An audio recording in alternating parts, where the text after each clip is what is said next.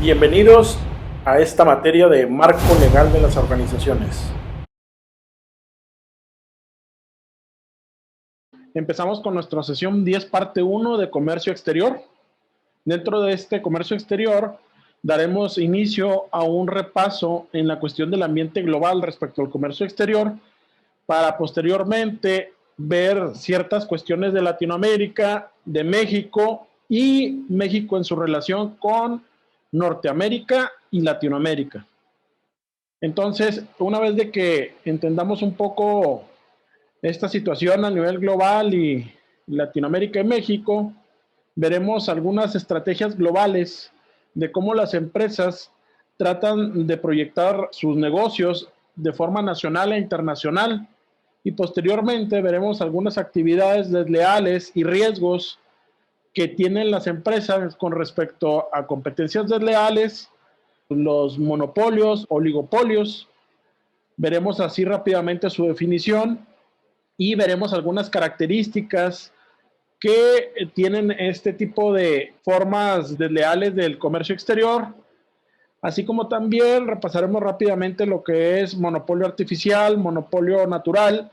Posteriormente veremos la definición de trust y fusiones y algunas relación de características de los carteles respecto al ejemplo del OPEP como cartel que maneja la venta de petróleo de manera internacional. Bueno, empezamos a ver esta parte de lo que viene siendo el ambiente global. Y en sí la unificación europea pues realmente ha trascendido de forma importante, impactado a la cuestión del comercio exterior, debido a que el objeto que tenía o el fin que tenía esta unión era fortalecer la posición europea como una superpotencia económica que se ha concretado, que de hecho es un área que demanda muchos productos, pero con ciertas condicionantes. Hay que estar certificado, hay que tener ciertos controles de calidad, y esta unificación la conforman 27 países miembros, 13 con la misma moneda.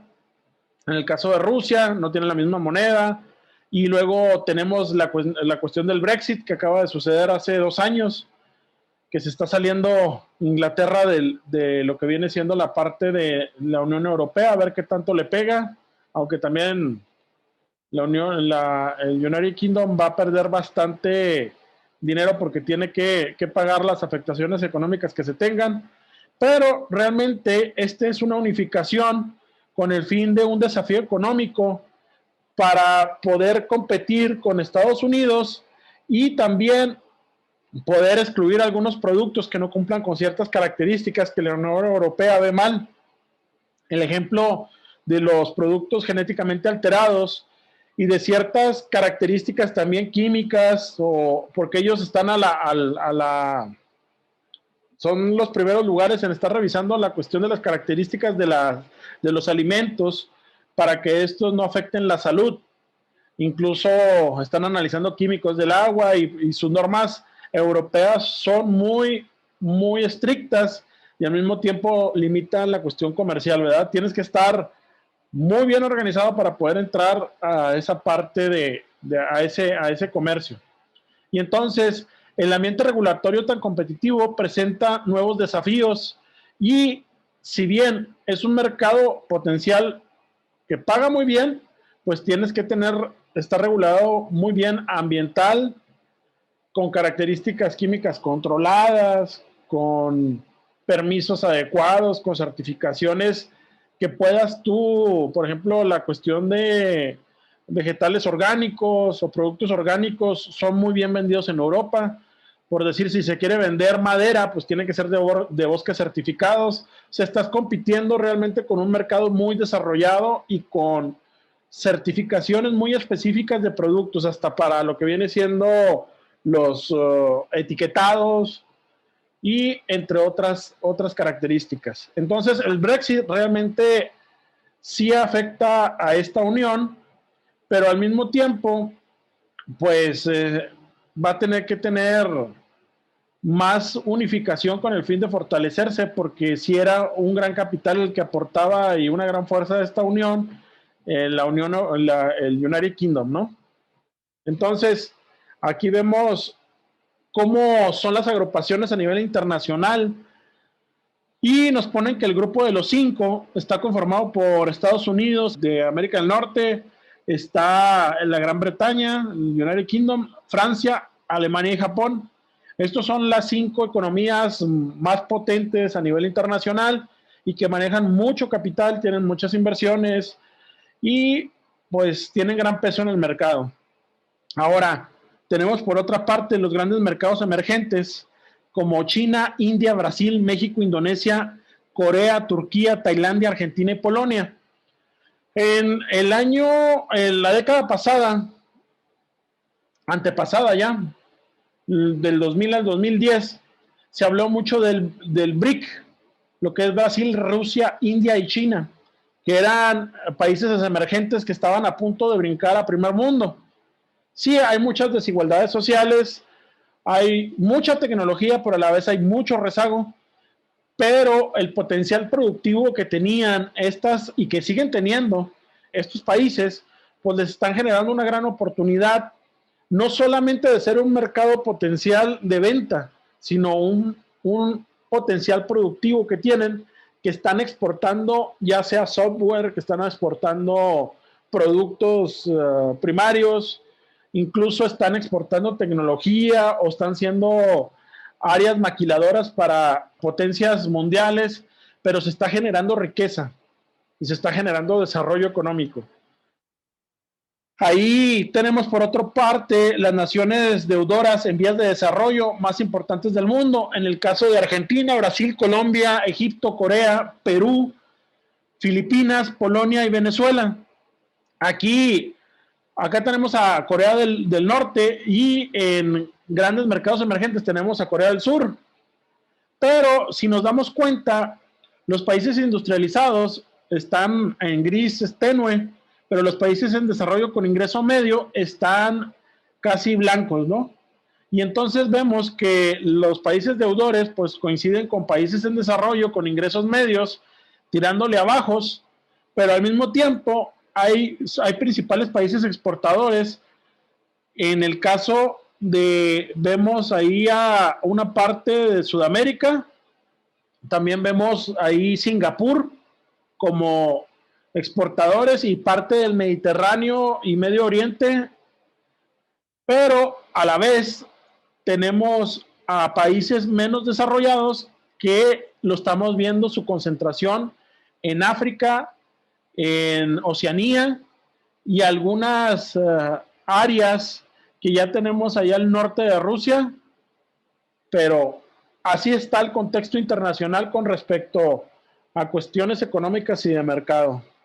Y entonces, pues tenemos que citar a China y la cuenca del Pacífico, porque realmente China, pues es un mercado gigantesco que tiene fuerza laboral, millones de chinos que tienen fuerza laboral y el costo es muy bajo de producción, o sea, le pueden competir a cualquier mercado en cuestión productiva.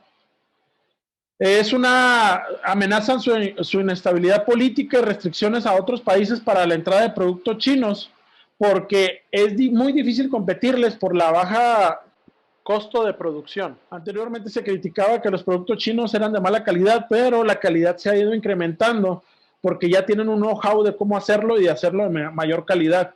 Entonces ya le están compitiendo a muchos productos e incluso como entró la tecnología en ciertos puertos que ellos establecieron para la producción tecnológica, controlada también por el gobierno, pero que permitió inversión extranjera, pues como un Taiwán, así de cierta forma se generó el know-how de cómo desarrollar teléfonos y cómo desarrollar tecnología, y ahora también están exportando tecnología, alta tecnología, con ya conocimiento electrónico y con otro tipo de tecnologías importantes, ¿no? Ahora, también vemos a Taiwán, Corea del Sur y Singapur como puntos importantes económicos que están generando desarrollo. No nada más es China, sino también estos países que tienen cercano y están teniendo un empuje muy bueno ahí en la cuenca del Pacífico. Ahora, aquí se mencionaba que China era el tercer exportador rumbo a Estados Unidos, pero ya vemos que ya ahora es el primero. A lo mejor hace 2 años teníamos que era el tercero, pues ahora ya es el primero. Le vende muchas cosas a Estados Unidos e incluso muchos productos entran a Latinoamérica también. Entonces, ahora hablando de América, podemos hablar que los Telecan, el Tratado de Comercio de América del Norte, que empezó sus negociaciones en el 94, une a Canadá, Estados Unidos y México, que ahora lo empiezan a llamar el TEMEC, que se firmó el año pasado. Y México es el segundo socio comercial de Estados Unidos, ampliando el comercio también con países del sur como Brasil, y se trabaja en una área de libre comercio con las Américas, que esto beneficia más a la cuestión de las Américas que a México, porque pues, realmente no tiene mucho que ofrecer los países con respecto a productos que nosotros demandemos, ¿no? Bueno, las consecuencias económicas globales, el volumen del comercio mundial ha crecido más que el volumen de producción. Sí, hay una demanda continua de productos que no pueden ser cubiertos por la misma producción, y la inversión extranjera directa también ha tenido buenas repercusiones en las economías porque quieren que se produzca más en países que no tienen tanta producción, y esto genera que se haga una bola de nieve y que se empiece a producir más para tratar de bajar precios y también ser competitivo a nivel internacional. Pero se ha tenido penetración más a fondo de las compañías mundiales que tienen presencia en diferentes países, y esto genera oportunidades grandes, también para países, pero también para otras compañías para que se consoliden en otros países. Ahora, viendo lo que viene siendo el outsourcing, que es una contratación de un proveedor externo para producir uno o más de sus bienes y servicios, esto se empezó ya a utilizar mucho aquí en México, y que en este año se está empezando a regular más porque pues era contratar servicios de producción directa a gente, a personal, sin darles los beneficios, y pues realmente los pobladores no recibían el beneficio económico de acuerdo a ley, ni a prestaciones de seguridad social, y no tenían una seguridad del trabajo también, y condiciones de salarios acorde a como les estaban dando pues el trabajo continuo, ¿no? Y también vemos otra modalidad que se llama offshoring, que es llevar las fuentes de empleo a otros países. En el caso, por ejemplo, de Estados Unidos, que la producción de carros pequeños no puede desarrollarse dentro de Estados Unidos por el costo de la mano de obra, pues se tiene que salir la producción de carros chicos, de vehículos chicos, para que puedan ser producidos en México, en Brasil, en Argentina, para que puedan venderse en Estados Unidos a precios bajos para ser competitivos, porque si no, la mano de obra subiría mucho el costo de producción. Entonces, para ello hay estrategias globales importantes, y existen presiones globales para la integración de estas estrategias debido a las necesidades universales, y crean puentes de presión para adoptar estrategias globales. En sí, las presiones para respuesta local, adaptarse a distintas necesidades de cada sitio, pues también lleva estrategias necesarias, pero cuando entran empresas con grandes capitales, de manera local, ya sea, si existe una política nacional, pudieran tener ciertas, o sea, de freno a inversiones extranjeras, pudiera haber cierto freno, pero generalmente hay mucha apertura en países en desarrollo. Les regalan terrenos, les regalan incentivos fiscales, les regalan incentivos en cuestión de pagos de nóminas, les apoyan con ciertos trámites, pero vemos esas estrategias aquí como de qué estrategia elegir para proyectar mi empresa de manera global. Y vemos que existen presiones para la integración global que pueden ser altas y bajas. Y lo vemos, por ejemplo, la Sony tiene una estrategia global que considera al mundo como un mercado único. Las operaciones son controladas de forma central desde una oficina corporativa. Así lo ve, para que realmente no exista una presión de integración global. como es alta, porque pues hay países que dicen, pues Sony viene y nos produce demasiado y nos puede desplazar ciertos productos que estamos generando aquí de manera local, que no es el caso tanto de México. Pero, pues, por eso ellos tienen su oficina corporativa para ver las estrategias de manera central y ver cómo se van adaptando en diferentes partes del mundo. Ahora, en lo que viene siendo la Pfizer, que también tiene una baja presión global, porque pues es un laboratorio que produce medicinas y ellos nada más van y venden las medicinas, sí tienen diferentes oficinas, pero la producen, así como dice, utiliza facilidades existentes para expandirse en los mercados foráneos, ¿sí? Y conforme requieran de estas medicinas, pues él se va metiendo en los mercados, ¿no? Pero sí tiene una proyección internacional.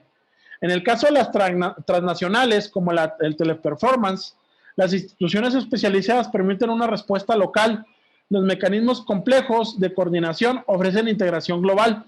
En sí, esta compañía puede estar o está operando de cierta manera aquí en Chihuahua, pero da atención de manera global, pero realmente es una compañía extranjera que dijo, no, mejor yo contrato gente que tenga las cualidades en México, pago poco y puede dar un servicio en todo Estados Unidos, ¿no? Ahora también tenemos a las multinacionales, que de cierta forma ellos tienen muy poca presiones globales y al mismo tiempo tienen pocas presiones locales, porque como son multinacionales, ellas, muchas subsidiarias operan como unidades de negocio independientes en múltiples países y van comprando de cierta manera empresas que son más pequeñas que ellas, aunque también son muy grandes, pero se quedan con ciertas cuestiones de la marca local para no generar esas presiones locales. Y es una estrategia que le ha generado bastantes réditos a la Heineken y que sigue avanzando y se sigue consolidando, ¿no? Entonces, vemos también que la administración, más allá de fronteras, cuando se establecen operaciones en el extranjero, pues tiene que hacerse así. Puede haber una oficina central, como es el caso de los corporativos centrales en otros países, y que continuamente tienen comunicación con oficinas administrativas aquí, pero que siguen directrices a nivel internacional. Habilidades de administrador global, o sea que hay un administrador global muy centralizado y que establece estrategias según sea el caso de la presión local. Comprensión de asuntos culturales. Aquí es importante establecer y ver y tener comprensión de los asuntos culturales locales, porque en algún momento yo les puse el ejemplo de lugares donde eran en Egipto, que tenían ciertas empresas presencia, o en lugares donde son de religión musulmana y tenían que estar haciendo sus oraciones determinado tiempo y horas y se paraba la producción. Pues esto tenemos que estarlo viendo porque muchas veces queremos integrar a lo mejor mano de obra femenina y ahí la mano de obra femenina a lo mejor está muy manejada por cuestión machista o no hay una cultura de trabajo de la mujer. O sea, sí tenemos que empezar a ver estas cuestiones culturales y también las cuestiones éticas para la cuestión de la administración internacional de las empresas. Ahora, aquí vemos también algunas modalidades de riesgos que pudiéramos tener al momento de estar operando empresas internacionales o teniendo licencias o teniendo formas de exportación de productos, franquicias, empresas conjuntas o subsidiarias de propiedad total. Y vemos algunas ventajas y desventajas. Aquí vemos, por ejemplo, las ventajas en cuestión de exportación, pues es una economía a escala. De cierta manera, yo traigo mayor número de productos y al momento o vendo un producto de grandes volúmenes y la gran ventaja es de que a mayor venta de volúmenes que yo tenga, voy a tener más ganancias y a la vez consiste con una estrategia global pura de tratar de conseguir más mercado a nivel internacional y estar vendiendo mayor producto y tener mayor ganancia. Ahora, las desventajas pueden ser que no se puede aprovechar los sitios de costos bajos por la cuestión también de los transportes que son muy largos a los mercados meta que queremos llegar, pero pues tendremos que ver la estrategia de transportes que salgan mucho más económicos para poder llegar a esos mercados. Altos costos de transporte, como les digo, por lo mismo no se puede aprovechar los lugares de costos de producción bajo. Y también tendremos en algunos casos barreras arancelarias para la cuestión de la exportación. Hay que tener mucho cuidado en esto, porque nosotros a lo mejor pensamos que ciertos mercados nos pueden abrir las puertas y al momento de que se desarrolla la importación, pues tenemos que las barreras arancelarias nos sacan del mercado, ¿no? Porque hay cierto proteccionismo. Ahora, también tenemos la modalidad de empresas que licencian sus servicios, sus productos, su forma de producir, y estos sí nos llevan a tener costos bajos. Es una ventaja porque tenemos menor riesgo político también, porque ya estamos detrás de una firma o de una marca, pero realmente se tiene pérdida de control sobre la tecnología, porque es tecnología que nos dan y que nos imponen, porque estamos pagando la licencia como tal. Ya tendremos que desarrollar posteriormente otra licencia, que no está mal iniciar con una licencia, de a lo mejor de generar un producto o de generar un servicio, porque esto nos daría cierta fortaleza y madurez, a lo mejor para posteriormente sacar nuestro producto propio. Pero se tiene que tener capital. Ahora, las franquicias también es un costo bajo de producción y nos ayuda a desarrollarnos. Menor riesgo político, es muy similar a la cuestión de las licencias, pero las franquicias están establecidas mucho en la cuestión de productos de comida, cadenas de ese tipo de alimentos, y a la vez, nuevamente, tenemos pérdida de control de la calidad. ¿Por qué? Porque no tenemos un sistema propio de control de la calidad. Ese se impone de forma directa a la cuestión de cómo nos manejan, cómo nos mandan los productos, pero pues ahí se tendrá que meter también el franquiciatario para poder establecer ciertos controles, si es que lo dejan. Si no lo dejan, pues sí, ahí está más difícil, porque la pérdida de calidad se puede dar en mucho, porque también son franquicias muy grandes. Ahora, empresas conjuntas. La gran ventaja de esta estrategia con la cuestión de modalidad de riesgo de empresas conjuntas es que da un conocimiento global. Por ejemplo, la Heineken, que compró la Cuauhtémoc Moctezuma, pues de cierta manera le da un conocimiento del mercado local. Sí, tiene riesgos y costos compartidos. Bueno, en este caso fue una fusión, pero es posible que sea la única opción para poder estar llegando a mercados y tener un poco menos de riesgo de entrar a un mercado que no se conoce del todo. Ahora, se puede tener el pérdida de control sobre la tecnología porque el local necesita imponerse sobre el internacional, o al revés, según como esté la negociación, debido a que, pues, ¿qué es lo que se quiere? ¿Proyectar lo que viene nuevo o seguir con ciertas posiciones que tiene de control la empresa local? Ahora, puede generar conflictos entre los socios, porque a lo mejor no está bien establecido hasta dónde va a llegar cada quien. Pero bueno, pues son riesgos que hay que correr también. Ahora, subsidiarias de propiedad total, mantener el control sobre la tecnología. Sí, tú inviertes o quieres generar un negocio, sí, pero va a ser bajo este esquema tecnológico, bajo este proceso. Mantienen el control de todas las operaciones. Tú nada más aportas el capital de cierta manera. Y los costos de alto riesgo, pues también es un costo de alto riesgo porque no puedes tú de cierta manera meterte a la cuestión administrativa. Estás cediendo todo. Tú nada más subsidios económicamente. Entonces, esta cuestión de modalidades de riesgo empieza a generar también al mismo tiempo competencias desleales dentro de los mismos mercados. O sea, son estrategias de empresas que, si bien tratan de hacer las cosas mejor, pero de repente caen en esta situación de competencias desleales. Y vemos que entre los actos de competencias desleales más comunes encontrados están la confusión en la clientela, como el caso que está haciendo ahorita las cervecerías, que sacan, por ejemplo, la Amstel, muy similar a la Michelob Ultra también, o sea, para que de cierta manera el mismo cliente se esté confundiendo con las marcas, o lo mismo que pasó con la Coors y con la Bud Light, o sea, tratando de ser muy similares en su etiqueta, en sus productos, para tratar de competir y confundir a la clientela. Falsas afirmaciones de que un producto aquel es malo por esto y realmente no lo es.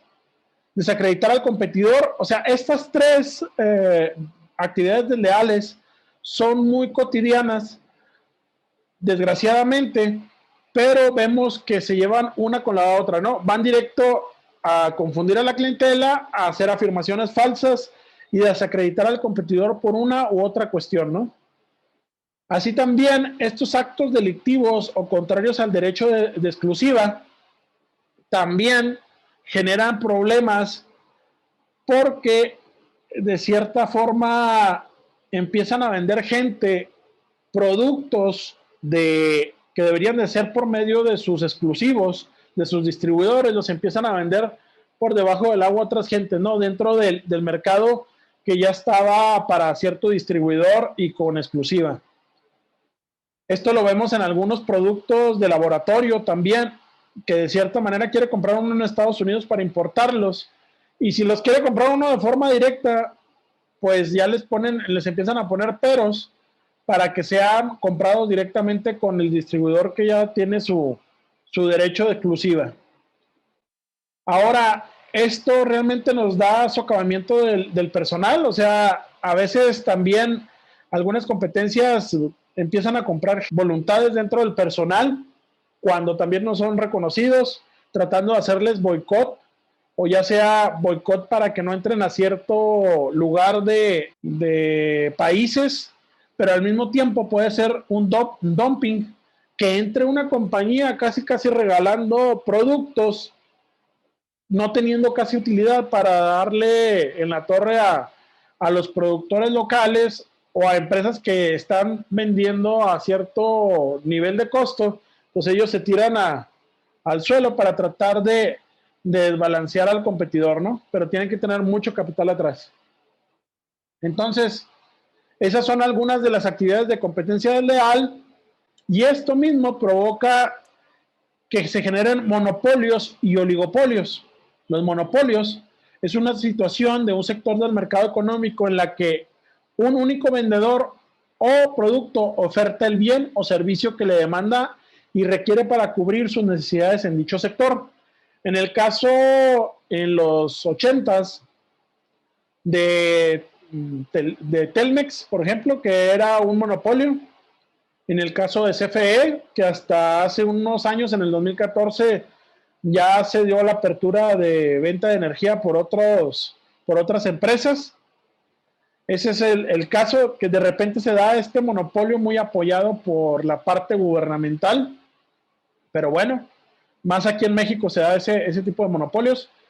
En su momento también algunos productos de la iniciativa privada, como en el caso de Microsoft, también estaban con ciertas demandas de monopolios porque pues ellos te tenías que amarrar con Windows y te tenías que amarrar con el Office y te tenías que amarrar y no aceptaban otro tipo de programas que ellos no produjeran.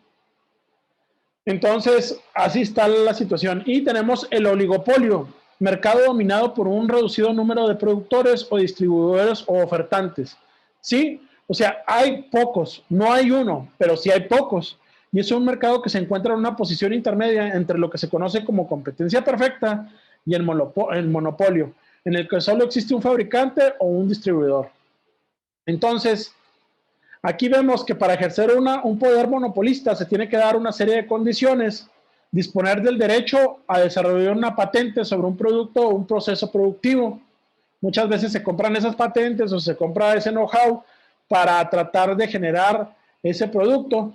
Disfruta de una franquicia gubernamental que otorga a la empresa el derecho exclusivo para producir un bien o servicio en determinada área. Ahí también tenemos, por ejemplo, tenemos en las franquicias gubernamental, En los 80s se empezó a dar el permiso de importación de aceites y nada más había muy pocas empresas que podían importar aceites, como la Quaker State, ¿sí? Ya posteriormente empezaron a importar otros productos, otras empresas, aceites, pero nada más estaba la marca Pemex y la marca Quaker State. Eran las únicas que podían importar aceites. Y estaba concesionada a políticos mexicanos. Ahora, para ejercer un poder monopolista se tiene que dar una serie de condiciones.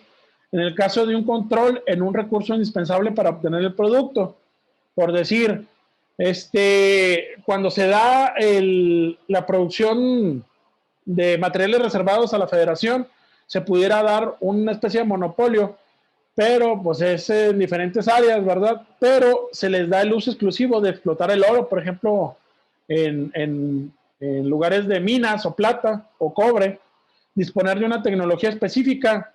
En el caso también de pozos petroleros que se estaban subastando para la cuestión de la producción, que permitan a la empresa o compañía producir a precios razonables toda cantidad necesaria para establecer el mercado. Y esta situación a veces se denomina monopolio natural, porque ellos son los que tienen la tecnología, naturalmente van a llegar y pues se va a tener que dar la apertura para que ellos produzcan esa parte, ¿no?